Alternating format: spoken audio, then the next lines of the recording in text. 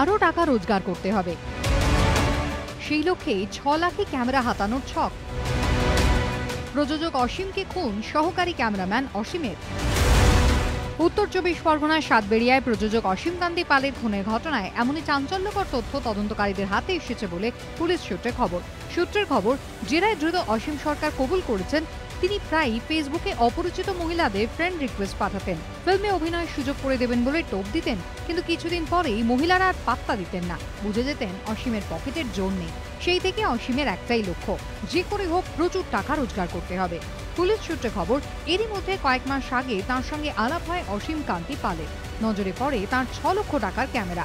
অসীম কান্তি পাল পেশায় বিএসএনএল এর শীর্ষ আধিকারিক। কলকাতায় তাঁর একাধিক বাড়ি ও সম্পত্তি রয়েছে।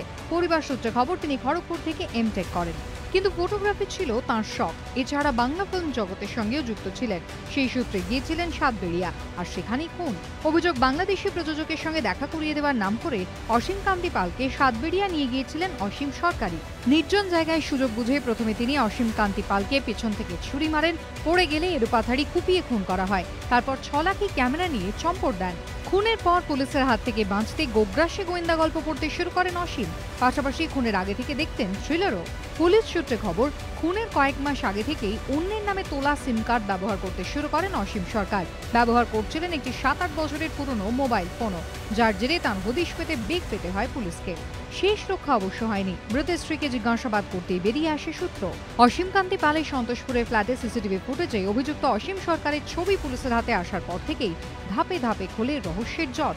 বৃহস্পতিবার অশোকনগর থেকে অসীম সরকারকে গ্রেফতার করে পুলিশ। সমীরণ পালের রিপোর্ট, এবিপি আনন্দ, উত্তর 24 পরগনা।